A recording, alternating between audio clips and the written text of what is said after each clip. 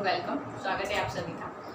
आज का जो टॉपिक है वो है सोप और डिटर्जेंट के बारे में, यानी कि साबुन कैसे बनती है, डिटर्जेंट पाउडर जो आप मार्जक होते हैं वो कैसे बनते हैं, कैसे उसके अंदर क्रिया होती है ना, कैसे जो हम कपड़े धोते हैं गंदे कपड़े एकदम साफ हो जाते हैं, तो वो क्या कारण होता है जिसके कारण साबुन और सरफ से कपड़े साफ हो जाते हैं, तो उसके बारे में हम जानेंगे। देखो साबुन कैसे बनती है ना, घर में आप सभी प्रकार के साबुन वगैरह चीज़ें यूज़ लेते हो, मार्केट में आपको हर टाइप के सॉप यूज़ लेते हैं, जैसे जैसे आपको वैरायटी चाहिए, जो प्रोडक्ट चाहिए, चाहे रोज के हो, हल्दी के हो, है ना, तो हर टाइप के आपको साबुन मार्केट में उपलब्ध होते हैं। और कम से कम वो भी साबुन आपको मिलते हैं जो ट्रांसपेरेंट साबुन होते हैं, है ना, तो हमें वो भी साबुन मिलते हैं। तो ये सारे साबुन बनते कैसे हैं, कौन सी क्रिया होती है, बिना केमिकल के देखो कोई भी चीज़ नहीं बनती है ना, तो उनमें भी क्या होता है, केमिकल होता है, उसके द्वारा वो चीज़ बनती है। तो साबुन की क्रिया कैसे होती है, साबुन जो है वो कैसी होती है, एक दीर्घ श्रृंखला होती है, यानी कि इसके अंदर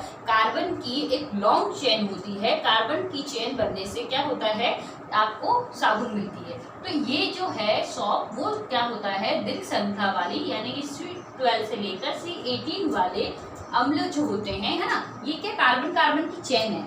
C12 का मतलब ये है कि कार्बन कार्बन अपने आप से क्या है, जुड़ा हुआ है, और टोटल ये इस प्रकार आपके कितने कार्बन होंगे, 12 कार्बन से लेकर 18 कार्बन वाली चेन होती है। ठीक है, तो ये सब क्या होती है, कार्बन कार्बन की श्रृंखला से बनी हुई होती है। और जितने भी वसीय अम्ल होते हैं, अब वसीय अम्ल कौन कौन से, स्टेरिक अम्ल है, पोमेटिक अम्ल है और ऑलिक अम्ल है। तो ये इस टाइप के ये जो अम्ल होते हैं वो आपके वसीय अम्ल कहलाते हैं।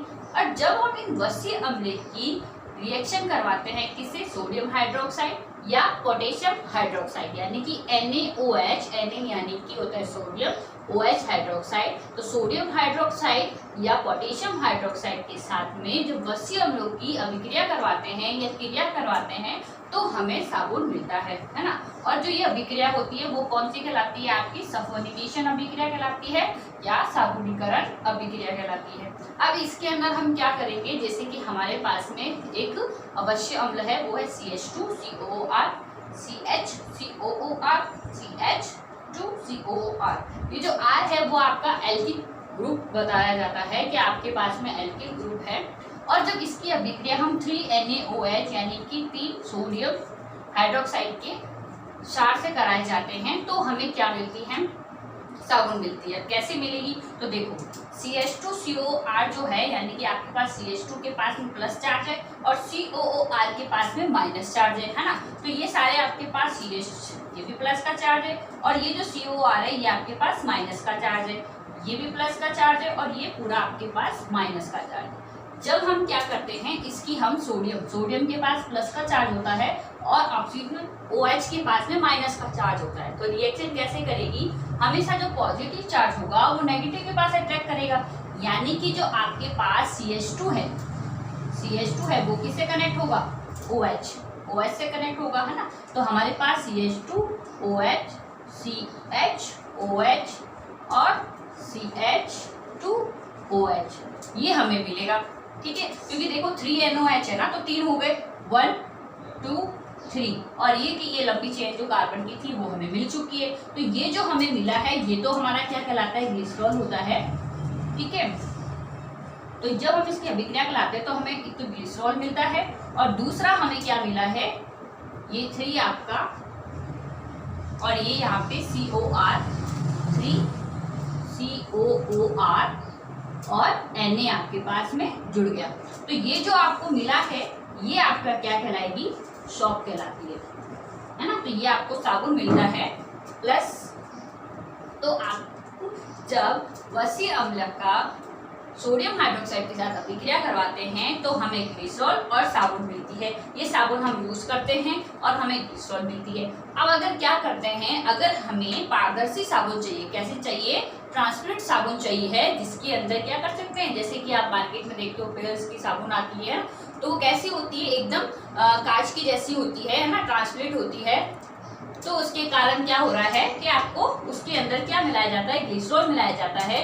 जब साबुन के अंदर ग्लिसरॉल मिला देते हैं तो साबुन पारदर्शी नजर आती है। और अगर ये नहीं मिलाते हैं तो नॉर्मल जो साबुन होती है घर में जो आप यूज करते हो ना, तो वो सब साबुनों के अंदर सोप होती है। और ये क्या होती है, आसानी से पानी के अंदर घुल सकती है ना, जो हम यूज लेते हैं बाथिंग के लिए।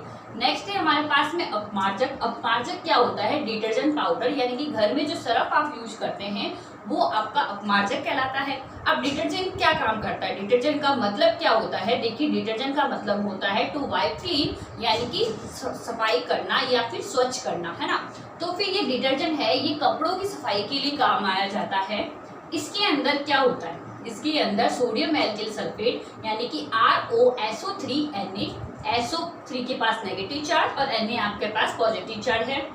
दूसरा RC6H5SO3Na, sodium alkyl benzene sulphonate. Same formula है, बट फर्क इतना है कि इधर आपके पास बेंजीन है और ये आपके पास एल्किल ग्रुप है ना। तो जो R वाले ग्रुप होते हैं, है ना, तो वो आपके एल्किल ग्रुप कहलाते हैं, जो सिंगल चेन के अंदर होते हैं। और जो बेंजीन के साथ में, यानी कि बेंजीन मैं आपको बताती हूँ, इस टाइप की श्रृंखला होती है जिसमें कार्बन जो होते हैं 6 होते हैं, है ना। तो ये आपके पास में 2, देखो 1 2 3 4 5 6, तो ये C6 वाली और हाइड्रोजन 5 होते हैं इसके अंदर। तो कार्बन की जब 6 श्रृंखला होती है तो ये बेंजीन कहलाती है। तो इस तरह का उसका डायग्राम बनता है। तो ये सोडियम एल्किल बेंजीन सल्फोनेट कहलाता है और ये आपके डिटर्जेंट में मिला हुआ रहता है। अब ये डिटर्जेंट जो है वो कैसे काम करता है ना। तो इसके अंदर क्या होता है,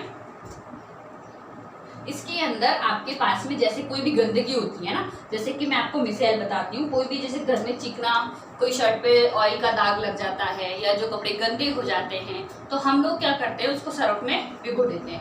तो वो उसमें क्या होता है, तो सरफ जो होती है वो आसानी से पानी के अंदर घुल जाती है, चाहे वो हार्ड पानी हो या फिर वो सॉफ्ट पानी हो, है ना। तो दोनों टाइप के वाटर के अंदर सरफ जो होती है घुल जाती है। तो घुलने के बाद क्या काम करती है कि सरफ के अंदर क्या होता है, जो श्रृंखला होती है उसमें क्या होती है, इस प्रकार होती है। एक चेन टाइप श्रृंखला होती है जिसको हाइड्रोकार्बन पूंछ बोलते हैं, और एक इस टाइप की होती है CO-, है ना। ये आपके क्या कहलाता है, ये हेड कहलाता है, ठीक है। तो ये आयनिक जो मेन आयनिक होता है वो तो होता है वाटर लेवल, यानी कि क्या होता है, पानी जल स्नेही होता है। और ये जो होता है जल विरोधी, यानी कि ये जो है वो जल का क्या करता है, विरोध करता है, ठीक है। तो ये जल विरोधी कहलाता है हाइड्रोकार्बन पूंछ, और ये जो होता है वो आपका क्या कहलाता है, जल स्नेह कहलाता है। अब देखिए इसके अंदर क्या होता है कि जब वाटर के अंदर ये सब चीजें घुल जाती है तो इसकी श्रृंखला कैसी होती है, जैसे मान लीजिए ये आपके पास में कोई डॉट है या फिर शर्ट के ऊपर कोई ऑयल का दाग लगा हुआ है, जो भी गंदगी है वो ये है।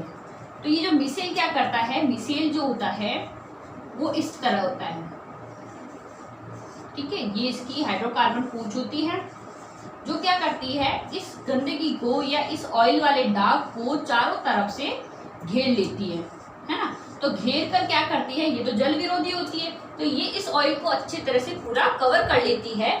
और जो ये जल विरोधी स्नेही होते हैं, यानी कि माइनस वाले चार्ज, ये क्या करते हैं, ये जल में आसानी से घुल जाते हैं और जल में घुलकर इसकी जो चिकनाई है, जो गंदगी है, उसको बाहर निकाल लेते हैं, है ना। तो जो झाग बनते हैं उसके ऊपर कचरा आ जाता है और जो मिट्टी होती है, जो भी गंदगी होती है, वो नीचे बाल्टी के अंदर रह जाती है। तो ये इस तरह से मिसेल का काम होता है और ये मिसेल की संरचना होती है। एग्जाम में मिसेल पूछा जाता है क्या काम होता है ना, कैसी इसकी आकृति होती है, कैसे ये वर्क करता है, तो उसके बारे में आपको पूछा जाता है।